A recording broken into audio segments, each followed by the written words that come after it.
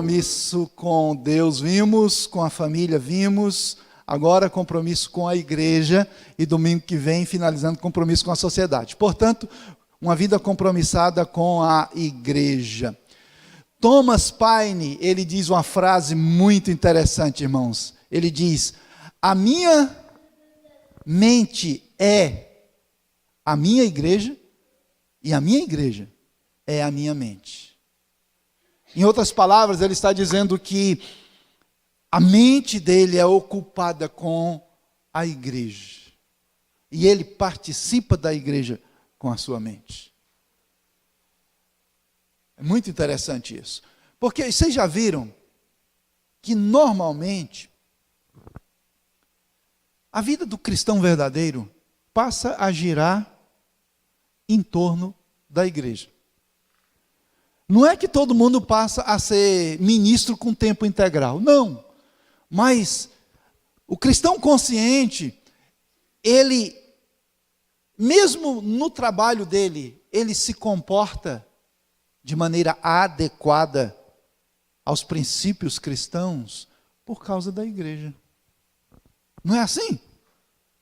A gente tem a igreja como a nossa casa espiritual, a nossa família espiritual. Daí então, vocês podem prestar atenção, tudo que vai fazer é em torno da igreja. Você vai parabenizar uma pessoa, vamos supor, lá na célula, lá no grupo, aniversário do fulano de tal, vai falar alguma palavra sobre o aniversariante, o que a gente fala?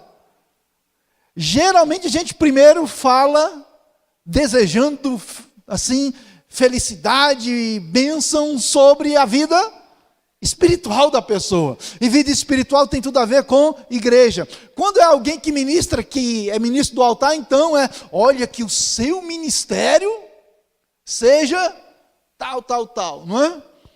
Porque a igreja, queridos irmãos, a igreja, o apóstolo Norman falou isso da última vez, quando nós nos encontramos, nós falávamos sobre o coração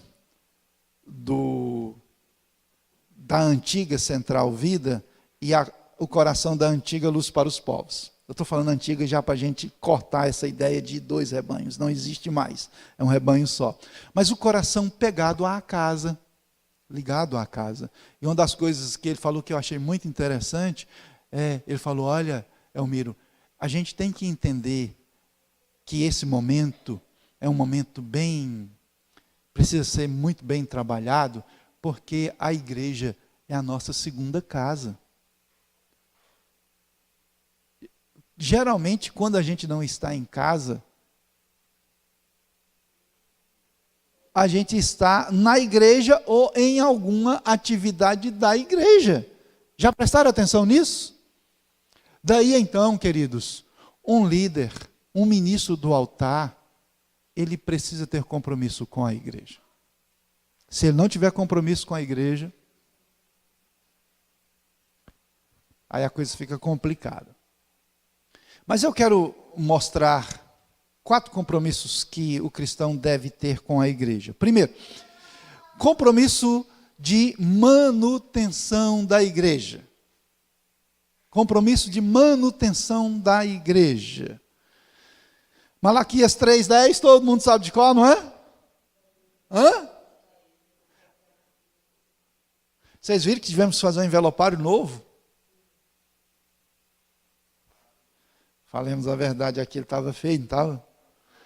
Também 14 anos de envelopário sem ser trocado, que é o quê? Não é?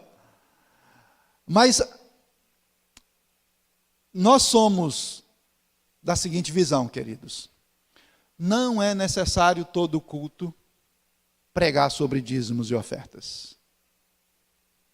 Porque essa deve ser uma das primeiras consciências que a pessoa adquire, inclusive nas aulas de preparação para o batismo. Simplesmente abre-se espaço para ser fiel, entregando os dízimos e as ofertas. E agora eu não vou pregar sobre dízimos e ofertas, porque eu sei que vocês sabem muito bem o que é e o que significa dízimos e ofertas na casa de Deus. Não é? Não chegando ao extremo o moreno lá de Realengo, Neil Barreto. Não chegamos ao extremo, ou não queremos chegar ao extremo de Neil Barreto. Um vídeo circulou por aí, inclusive alguns pastores colocaram na igreja para apertar os irmãos que não eram dizimistas. Quando Neil Barreto dizia assim, ele começava dizendo que se você está aqui usando esse ar-condicionado e você não é dizimista, você não devia estar aqui. Se você está sentado aqui no banco, você não pode, porque o banco foi comprado com os dízimos e ofertas. E mais ainda, você não podia estar, ele concluiu, você não podia estar nem nesse lugar, porque esse lugar foi adquirido com dízimos e ofertas da igreja. Nós não vamos para esse extremo. Não, absolutamente. Pelo contrário, todos os não dizimistas são muito bem-vindos e vão ser abençoados pelos que são fiéis. E isso vai resultar em bênção na vida destes, e eles também se converterão nessa área. A Heloísa concordou ali. Certo, meus irmãos? Mas é necessário que os líderes tenham um compromisso com manutenção da igreja. Ok? Nós temos primeiro a manutenção patrimonial.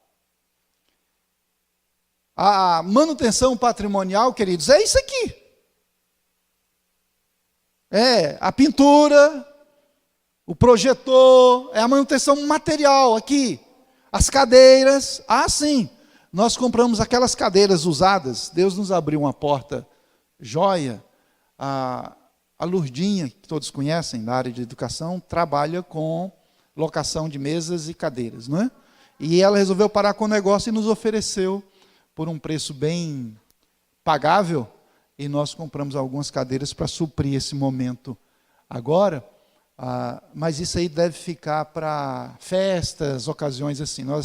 Nós adquirimos 15 jogos de mesa, que são 60 cadeiras, que suprem a nossa necessidade imediata. Mas, posteriormente, a gente deve ter cadeiras mais confortáveis para o momento de culto, louvor e adoração a Deus.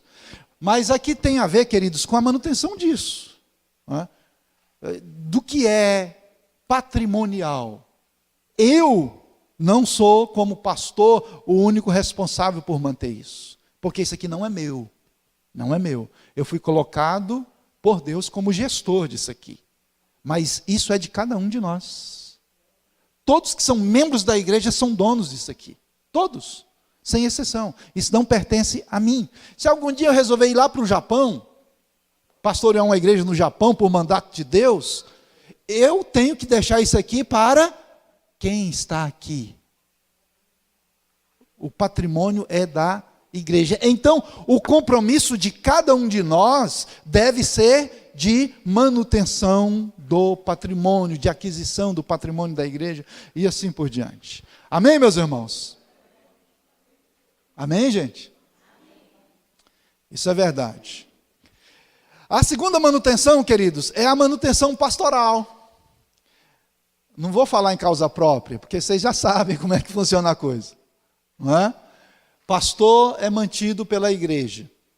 E, aproveitando o momento, já que vocês, na maior parte de vocês que estão aqui, vão estar na liderança efetiva dos ministérios, das células, presbitério, diaconato e assim por diante. Queridos irmãos, é importante que nós saibamos que pastor Elmiro e pastora Edna têm salário estabelecido pela liderança da igreja com a anuência de toda a igreja. Tem salário. Nada pode ser gastado em função da vida pessoal dos pastores, além do que é salário estabelecido pela igreja. Nada. Salvo em consentimento da igreja, em alguma ocasião especial da vida, que acontece. Isso é muito importante que a gente saiba disso. E o restante de tudo que é arrecadado na igreja, a título de dízimos e ofertas, tudo deve ser revestido em função do bem-estar da obra de Deus através da igreja. Isso tem que ficar bem claro. Mas o pastor, os pastores da igreja precisam ser mantidos pela igreja. Essa é a ideia. É lógico que existem casos excepcionais, nos quais a igreja ainda não tem estrutura para manter o pastor. Ok, o pastor tem que se virar de outra forma. E assim por diante. Mas o ideal é que o obreiro principal, os pastores da igreja, sejam mantidos pela igreja. Inclusive para que o tempo disponível na vida pastoral seja dedicado em função da igreja. Especificamente sobre eu e Edna. A Edna tem uma atividade extra-igreja, que é a escola de inglês. E eu tenho uma atividade extra-eclesiástica também, que é a agência de trânsito. A agência de trânsito surgiu na nossa vida, acredito que uma porta aberta por Deus para nós acudirmos às necessidades dos estudos da Salisa na Bolívia. Foi em um momento em que nós estávamos bem apertados, estávamos inclusive pensando em trancar a matrícula da Salisa, por causa das dificuldades financeiras, foi quando nós fomos procurados para assumir a presidência da agência de trânsito da nossa cidade. Na verdade, começar tudo do zero, na agência de trânsito. E aceitamos, e, queridos irmãos, o nosso coração não está nessas coisas. Pelo contrário, assim que tivermos estrutura para sairmos dessa atividade secular e ficarmos novamente com tempo integral no ministério, esse é o nosso sonho e esse é o nosso chamado. Certo, irmãos? Isso é mais a título de esclarecimento para que os irmãos saibam qual é a situação pastoral da igreja hoje. Ok? Mas, queridos irmãos, é bom que cada um de nós tenha consciência disso, de que a manutenção pastoral é compromisso nosso com a igreja. É compromisso nosso. Não só dos pastores principais da igreja, mas à medida em que a obra for necessitando de mais gente com tempo integral, também. E é lógico, tudo feito com muita sensatez, sabedoria, debaixo da bênção do nosso bondoso Deus. Amém, gente? A outra manutenção é a manutenção assistencial. O que é a manutenção assistencial? É acudir à necessidade daqueles que necessitam dentro da igreja. De repente um irmão ou uma irmã, uma família, necessita de um socorro. Um parente doente. Geralmente doença não diz, vou chegar na sua família. Acontece. E às vezes nos pega de surpresa, a gente não tem uma reserva para acudir àquela necessidade. Logo, é compromisso da igreja ajudar, acudir. Não é? Acudir.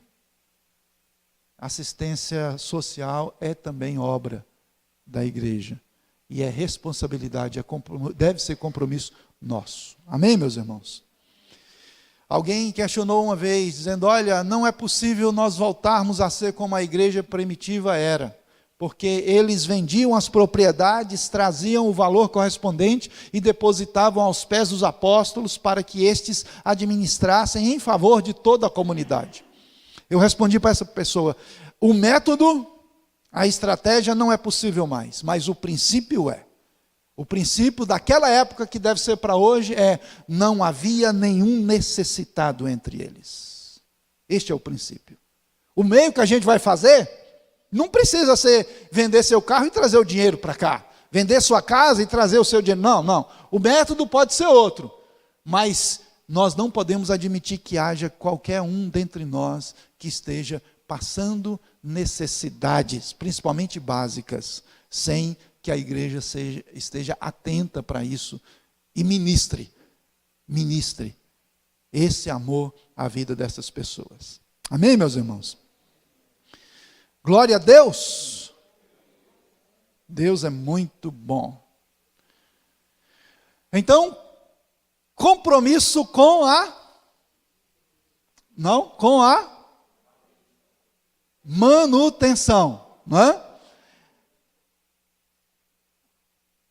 O outro, queridos, é compromisso com a defesa da igreja. Defender a igreja. aqui muitos de nós precisam pensar bem, queridos irmãos.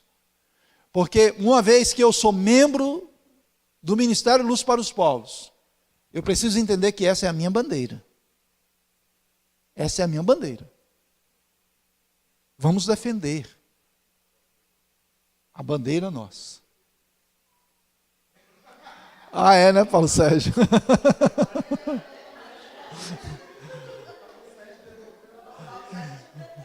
Ô, Paulo Sérgio, o que é isso? O Paulo Sérgio estava saindo com a bandeira debaixo do braço, Ivanês, aí ele foi barrado. Ele foi barrado, teve que deixar a bandeira Luz para os Povos lá.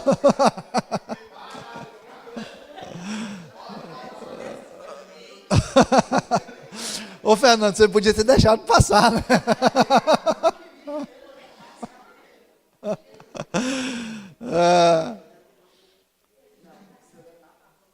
Uma coisa que é bem razoável para nós nesse momento, irmãos, é que, por exemplo, olha só, uma coisa que é bem razoável para nós, gente. Esse rebanho agora, atual, em mais de 80% ou mais por cento, esse rebanho tem suas origens, Luz para os Povos. A começar comigo, que sou pastor, eu e Edna. A Edna mais ainda, porque a Edna se converteu na primeira igreja Luz para os Povos, que na época nem era Luz para os Povos, veio a se tornar posteriormente. Eu me converti e fui pastor anteriormente da primeira congregação fundada pelo Ministério Luz para os Povos. Então, quer dizer, nós temos alguns irmãos que vieram depois, não é, Serginho? Não é o caso do Serginho, Serginho também é de lá, Meire. Temos algumas pessoas que vieram depois. O caso da Cida e outros irmãos, Adelimar, que vieram depois. No entanto, a maioria do nosso rebanho agora tem as suas origens lá. Então, quer dizer, é mais fácil de nós defendermos o ministério do qual nós fazemos parte. Irmãos, olha, vou ser franco para vocês. Eu acho que é um descaramento um líder, um ministro do altar, aceitar que denigram a imagem do ministério do qual ele faz parte. Nós temos que assumir mesmo. Nós vamos defender a nossa bandeira. Filipenses capítulo 1, verso 27 diz assim: somente deveis portar-vos dignamente conforme o evangelho de Cristo, para que quer vá ou vos veja, quer esteja ausente, ouça acerca de vós que estáis num mesmo espírito, combatendo juntamente com o mesmo ânimo pela fé do evangelho. Aleluia, glória a Deus. Então, queridos, nós temos algumas frentes diante das quais nós precisamos defender a nossa igreja.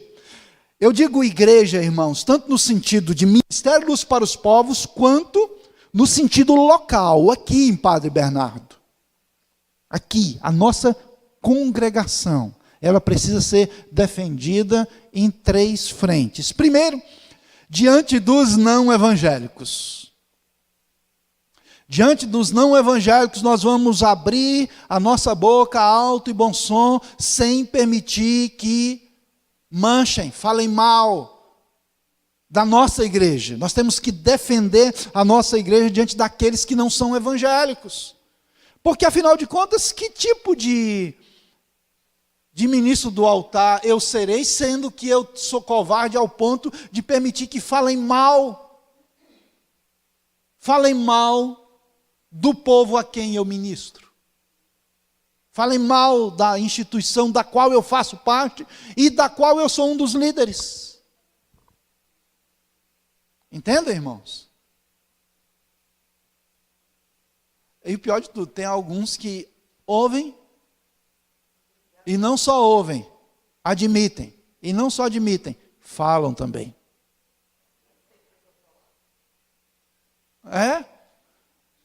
Sinceramente, irmãos, se eu fico sabendo, eu como líder, e eu acredito que o pessoal do presbitério vai seguir a mesma linha de pensamento, se eu percebo que uma pessoa está aceitando que falem mal da igreja, e está falando mal junto, eu vou deixar essa pessoa ficar ministrando na igreja? Daqui a pouco ela chega com uma 12 aqui e começa a tirar nos irmãos do púlpito. Promove todo mundo para o céu logo e ela para o inferno, né? Entendem, irmãos? Temos que defender a nossa igreja, irmãos, em toda e qualquer circunstância. Ah, mas eu acho que está errado isso lá na igreja. Para aí, achar que está errado na igreja não pode ser falado lá fora, irmãos. Olha aqui, gente, ó. Achar que está errado alguma coisa dentro da igreja não pode ser falado lá no mundo, não. Se tem alguma coisa que eu acho que está errado, tem que ser falado aqui dentro. Tem que falar para o pastor, tem que falar para o presbitério, para o líder da célula, tem que falar aqui dentro. Lá fora não, lá fora é só defender. Lá fora nós somos a melhor igreja do mundo. Amém, gente? Não se fala de defeitos da igreja lá fora. Não se fala. Para quê? Vai ajudar alguma coisa? Não, pelo contrário, vai só atrapalhar. O pessoal vai pensar assim, para aquela igreja lá do fulano de tal, não vou não. Olha o que ele está falando dela. Se ele é membro da igreja, está falando de jeito, imagina. Você ia falar alguma coisa, Natan? Você levantou a mão e ia falar alguma coisa? Ah, sim. É sempre assim. Então, primeiro, à frente, irmãos, em frente aos não evangélicos. Segundo, diante dos evangélicos de dentro. É aqui. Tem um irmão que está com a cabecinha meia torta.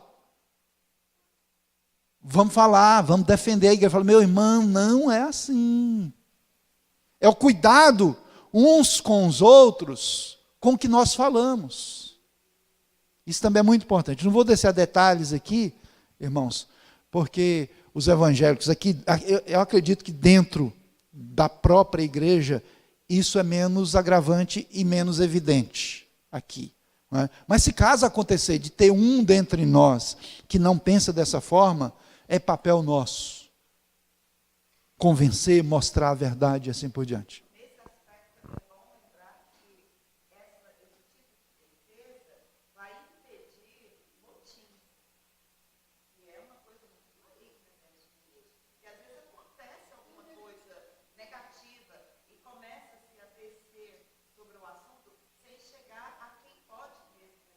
Uhum. É muito delicada essa situação, e isso tem outro nome também. Isso é a raiz que está fofoca, é perigoso, é maligno, é muito venenoso para a igreja.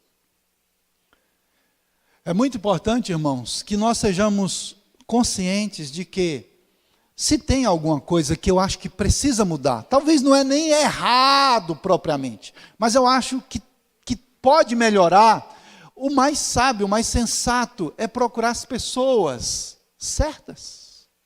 Certas.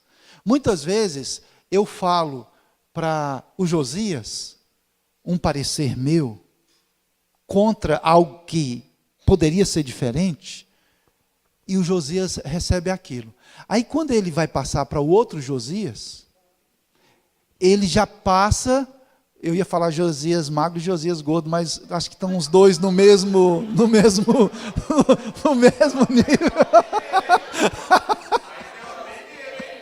Ofende ele, né, Josias? Ô Josias, aproveitando a deixa aqui, o Josias,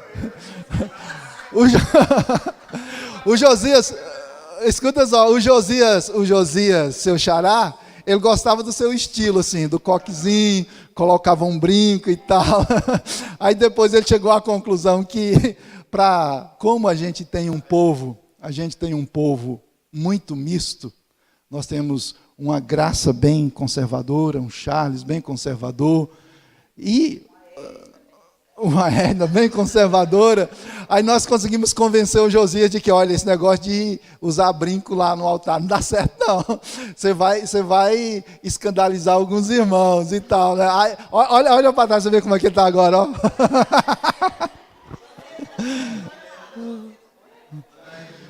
Mas aí, irmão, se o Josias bonitão fala a mesma coisa para o Josias bonitinho, o jeito que o Josias bonitinho recebe a coisa já é diferente. Vocês conhecem aquela dinâmica. Se eu falo para a Glaucione aqui, uma coisa no ouvido dela, e vai passando, quando chegar lá na Tati, vai chegar totalmente desvirtuado. Então, a melhor coisa é, surgiu alguma dificuldade, algo que eu acho que pode melhorar, eu vou chegar para as pessoas certas e vou conversar. Olha, eu sugiro que façamos assim, assim, assim. E dentro de uma conversa franca, madura, a gente vai só melhorando. Ao passo que se eu começo, você viu lá que a cadeira do canto de lá está rasgada e o diaconato nem viu. Aí começa para cá, para lá, de repente está um motim por causa de uma besteira. Uma coisa que poderia ser resolvida com uma conversa só, virou um bafafá. E aí a coisa bagunçou. Não é? Ok, gente? Agora, em terceiro lugar, outra frente, irmãos, é diante dos evangélicos de fora. É os outros crentes. Os crentes lá do mundo. Não, os crentes lá de outras igrejas. Os crentes de outras igrejas. Porque, infelizmente, irmãos, a gente precisa lutar contra esse mal, porque uma boa parte das igrejas ainda não entenderam que lá no céu não vai ter denominação particular. Uma boa parte das denominações não entenderam isso ainda, ou se entenderam, vivem contrário a este princípio. Tem gente que gosta de falar mal da outra igreja, que gosta de denegrir a imagem da outra igreja. É terrível isso. É terrível. Então, para aí, se tem o crente lá da igreja, Jesus Cristo vai voltar amanhã. Está lá na igreja dele lá e tal, e acha que tem que ser diferente as outras coisas, e começa a falar mal do Ministério Luz para os Povos em Padre Bernardo, por isso, e pá. Não, eu não aceito. Meu querido, viva a sua realidade lá, nós vivemos a nossa. Não precisa apagar o brilho da nossa estrela para a sua brilhar. Entende, irmãos? É defender a nossa igreja diante dos evangélicos lá de fora. Isso é muito importante também. Amém, gente? Glória a Deus. Aleluia. Então, primeiro compromisso com... Podem ler aí, vai. Manutenção da igreja. Segundo... com a defesa da igreja. Terceiro,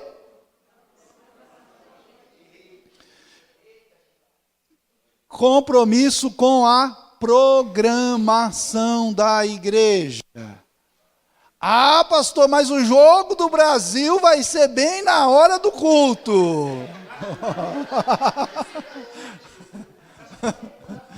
Gente, olha, só para aliviar os que ainda não têm esse compromisso com a programação da igreja, o jogo do Brasil hoje é às 3 horas da tarde e não tem prorrogação nessa fase. Então vai terminar com o tempo de você tomar banho. Se você tem compromisso com a liderança da célula, dá tempo de vir 6h30 sem problema. E ainda mais, dá tempo de participar do culto sem nenhum estresse.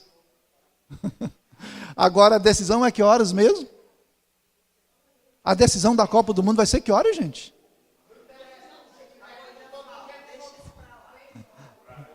É 3 da tarde também? Deus é bom com os irmãos que não são compromissados com a programação da igreja, hein? Vejamos 2 decisões imprescindíveis ou indispensáveis, irmãos. Só lendo antes, Hebreus capítulo 10, verso 25, diz: não deixemos de reunir-nos como igreja, segundo o costume de alguns, mas encorajemo-nos uns aos outros, ainda mais quando vocês veem que se aproxima o dia. Primeiro, devemos ter compromisso com a igreja através da participação. Participação. Irmãos, olha, eu tenho sempre, desde o início do nosso ministério, eu tenho procurado ter uma programação da igreja que não seja fardo. Já viram que tem igrejas que tem programação de segunda a domingo? Tem programação todos os dias, e às vezes mais de uma por dia. Tem de segunda a domingo, e domingo tem escola dominical e o culto. São 8 programações. Fora as vigílias e as reuniões extras de liderança, de ensaio, de louvor e etc. Não é? Eu tenho procurado conduzir a igreja do Senhor, queridos, de maneira que não se torne um fardo a programação da igreja. Não se torne um fardo. E possivelmente o que nós teremos como programação da igreja agora? O que nós teremos como programação oficial da igreja? Nós teremos, olha só, que coisa mais light, mais fácil de conduzir, queridos irmãos, juntamente com as demais atividades que nós temos. Olha só, o que nós temos na igreja? Nós temos a reunião do pequeno grupo, célula e grupo de conquista. Nós vamos ter que mexer nessa questão aí, imediatamente após a vinda do apóstolo Sinomar. Nós vamos ter que mexer nisso aí, já estou pensando em algumas estratégias, que nós ou vamos conduzir os pequenos grupos para serem totalmente homogêneos, ou seja, mulheres, homens, jovens, bem homogêneo, ou então heterogêneo, no caso de os grupos de conquista, que eram famílias em cada setor, formando cada um grupo. A gente tem que mexer nisso aí. A tendência nossa é tornar todos os pequenos grupos homogêneos. E posteriormente, em um sonho nosso a ser realizado no futuro, em cada setor nós termos um núcleo, onde as programações da semana aconteçam nos setores, e à noite, no domingo, se reúna todo mundo aqui, e cada setor tenha as suas células debaixo da coordenação do líder daquele setor. É um sonho para o futuro. Porém, é bem possível, se houver consenso na liderança, é bem possível que nós coloquemos toda a igreja em células homogêneas. Como nós já, na Central Vida Antiga, a gente fazia no passado. E como na antiga Luz para os Povos era feito também, certo? Mas o que a gente tem de programação na igreja? Os pequenos grupos. Nós temos um culto semanal que é utilizado para estudo bíblico e oração, certo? Temos o culto de celebração, no domingo à noite. São 3 programações principais para todos os membros da igreja e uma reunião a mais para os líderes dos pequenos grupos, que a gente faz questão de ministrar aos líderes dos pequenos grupos para edificá-los numa linguagem mais de liderança, e os líderes ministrem o mesmo, cada um no seu pequeno grupo, para que a igreja caminhe em unidade no desenvolvimento tanto de maturidade, de crescimento espiritual, quanto de conquista de almas. Não é? Então vejam, irmãos, não há um fardo. Qualquer um de nós que tenha disciplina e determinação, a gente consegue participar das programações da igreja sem estresse, sem estar gemendo, entendem? E a gente vai ter sempre esse cuidado. Mas participação das programações da igreja, irmãos, é compromisso, que todo ministro do altar tem que ter. Tem que ter. Eu vou ficar em casa para assistir o Fantástico, porque vai ter uma reportagem muito boa. E a igreja está lá cultuando ao Senhor. Eu conheço história de ministros que estavam escalados para ministrar e não foi para a programação. E eu, pastor na época dessa pessoa, saí, pedi para o ministro do louvor, olha, canta mais umas 2 canções que eu tenho que resolver um negócio ali, já volto. E fui lá, encontrei o amado dormindo, sacudi ele, falei, levanta meu querido, você tem um compromisso. Qual que é o compromisso? Eu acordo assim, meio voado do sono. Eu falei, você é o pregador de agora. Não, e é rápido, meu amigo, vou pegar uma água ali e jogar em você. E levantou, escovou o dente, entrou no carro, foi para a igreja e pregou. Uma mensagem que vou falar para vocês, viu? Só Jesus para aceitar. Que palavra difícil. E eu aproveitei. Eu não devia ter feito aquilo. Se fosse hoje, eu não faria. Na época eu era mais jovem, era mais afoito. E eu peguei aquela oportunidade e falei, irmãos, vocês sabem por que a mensagem saiu tão chué, tão sem unção? É porque aconteceu isso e isso. Contei a história para os irmãos. Aí no final, o amado pregador pediu a palavra e falou assim, eu quero agradecer o pastor Elmiro pelo que ele fez. Eu quero agradecer porque foi um tratamento de Deus na minha vida. E eu vou mudar, estou mudando a partir. Foi falta de compromisso meu e tal. Mudou um pouquinho depois, não muito, mas mudou. Mas temos que absorver a ideia, queridos. Eu, como ministro do altar, eu tenho que ter compromisso com as programações da igreja. Ah, mas hoje eu não estou ministrando. Eu não estou ministrando, não estou na escala de ministrar. O compromisso não é só com a escala de ministração, irmãos, quer seja para pregar, para ministrar louvor, para dirigir uma reunião de oração, para ministrar ceia. O compromisso não é só com a escala, o compromisso é com a programação. Com a programação da igreja. Inclusive, no Ministério de Louvor, de vez em quando acontece isso, né? Ah, eu não estou na escala, então eu vou dormir até mais tarde. Temos que tomar cuidado com isso, irmãos. Muito cuidado.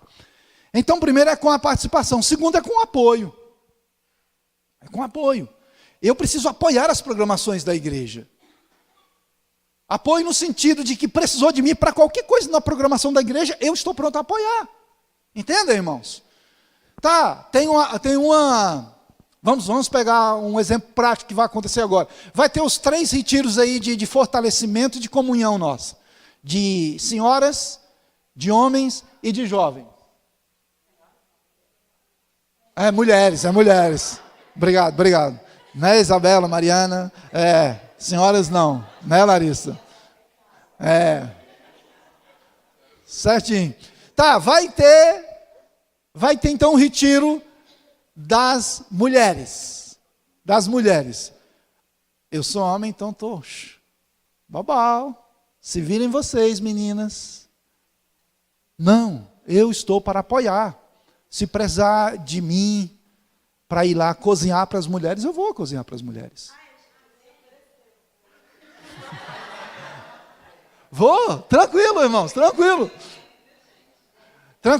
Se precisar, inclusive, eu monto uma equipe de homens para cuidar dessa parte lá para vocês, sem problema. Né, irmão Eduardo? Nós vamos, sem problema. Também, no dia lá do retiro dos homens, se precisar de apoio de qualquer uma das irmãs, principalmente das jovens solteiras, estarão lá, cuidando da gente. Vocês entendem, irmãos? É o espírito de apoio às programações da igreja. Você ia falar, Adelimar? Só levantou assim para descansar? Entendem, meus irmãos? Amém, meus queridos?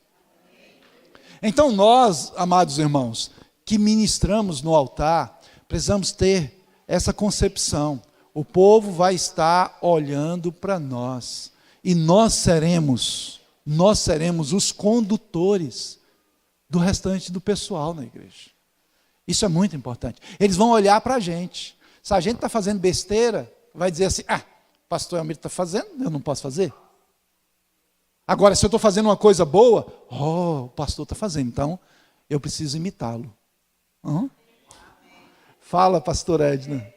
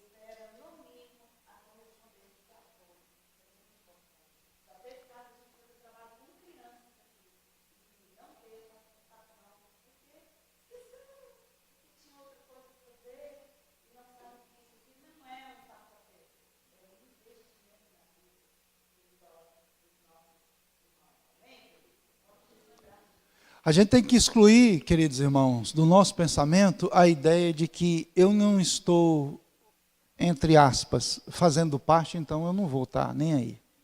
Fazendo parte diretamente, porque indiretamente todos nós devemos fazer parte. É assim, se a programação é de um segmento da igreja, eu, que não faço parte diretamente daquele segmento, preciso ter a disposição de apoiar. De apoiar. Amém, gente? Em quarto e último lugar, irmãos, compromisso com a liderança da igreja.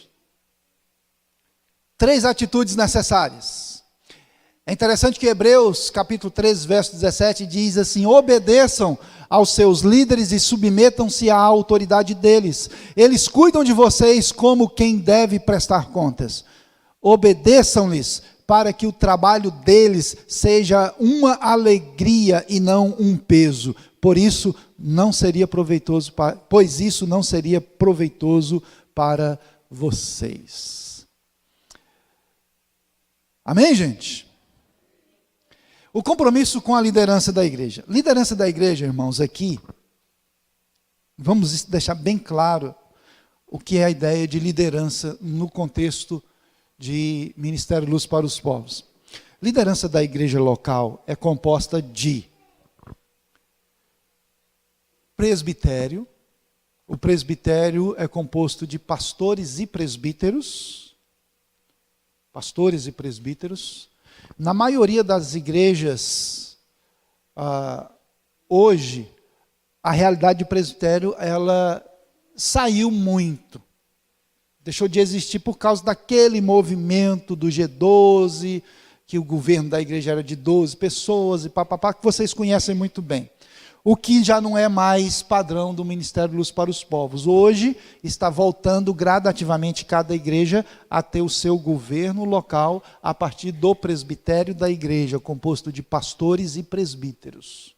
Então, pastores e presbíteros, presbitério e diaconato. O diaconato da igreja tem plena autoridade no que diz respeito ao cuidado e organização de tudo, tanto dentro do prédio da igreja, quanto em reuniões fora. São líderes nesse aspecto, certo? E daí vem os ministérios específicos, como de crianças, de jovens, de oração e assim por diante. Né?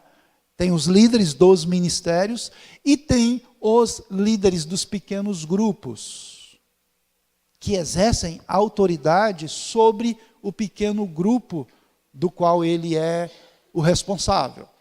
Então, entendamos por liderança da igreja todo esse pessoal. Todo esse pessoal.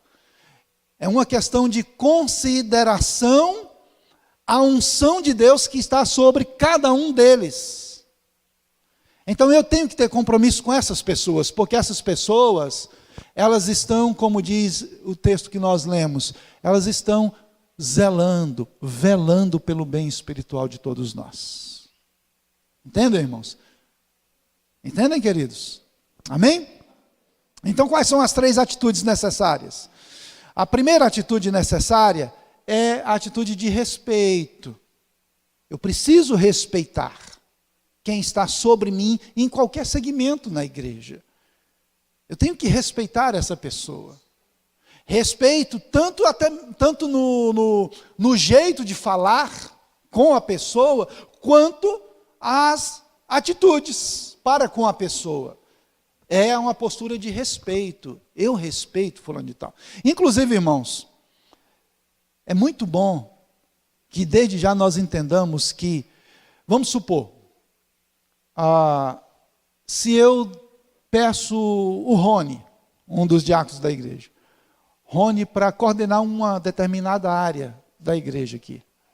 Uma vez que eu designei o Rony para coordenar isso, até eu mesmo vou respeitar o que ele estiver fazendo nessa área. Entendem?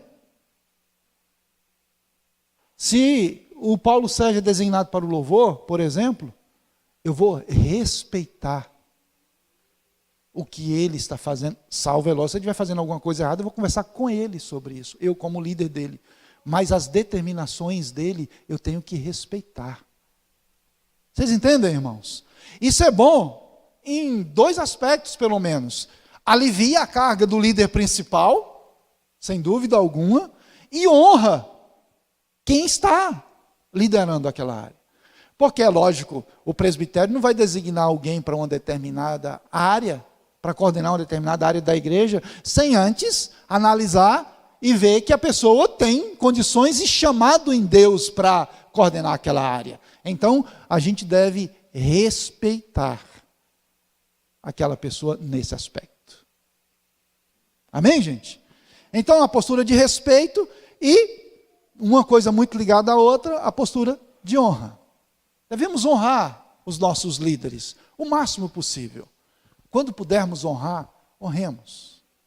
Isso vai gerar bênção na vida do nosso líder e vai gerar bênção também na nossa vida. Na nossa vida. Não é? E a gente honra, mais uma vez eu digo, a gente honra a pessoa tanto com palavras quanto com atitudes. A gente honra a pessoa. Não é puxa-saquismo, irmãos. Não, não é isso. Mas é a consideração para com a unção que está sobre aquela pessoa para aquele ministério. Isso é muito importante e faz diferença na nossa vida como igreja.